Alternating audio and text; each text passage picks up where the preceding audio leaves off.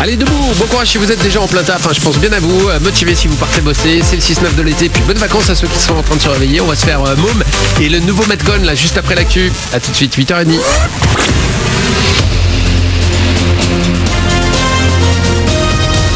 Toute l'actu sur Monaco Menton avec Frédéric Plat. Bonjour, un chapitre se referme mais les plaies restent bel et bien ouvertes. Fin du deuil national ce lundi, troisième et dernier jour de recueillement après l'attentat de Nice le 14 juillet. Une minute de silence sera observée à midi dans tous les bâtiments publics français mais aussi sur la promenade des Anglais à Nice, là où le camion a fauché 84 vies. La promenade fermée à la circulation d'ici 1 heure jusqu'à la fin de la cérémonie. Recueillement également à Menton, ce sera devant la mairie, tout comme à Roquebrune, Sainte-Agnès, Castellar, Sospel, Breil, La Turbie, La Brigue ou encore à Beau-Soleil, place de la Libération. À Monaco, on est aussi bien évidemment solidaire. Depuis 3 jours, le palais princier est illuminé en bleu, blanc, rouge. Une cellule de crise a été mise en place par le centre hospitalier Princesse Grasse et les sapeurs-pompiers ont répondu présents aux demandes de renfort de la capitale azuréenne voisine. Et toujours dans la principauté, on note également un renforcement de la surveillance et la mobilisation permanente des équipes aux frontières avec des armes bien visibles sur le terrain. 126 personnes sont toujours hospitalisées dans les différents établissements de la région. Cécilia est venue voir son oncle à l'hôpital Pasteur à Nice.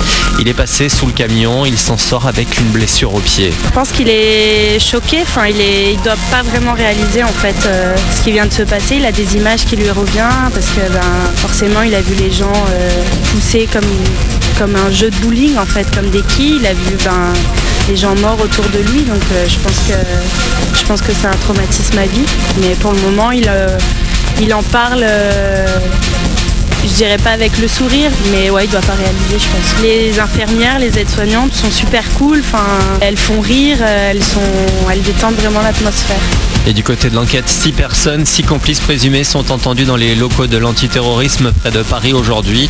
Mohamed Laouej Boulel n'a donc peut-être pas agi seul. Il a d'ailleurs envoyé des textos juste avant de passer à l'acte et le destinataire a été arrêté.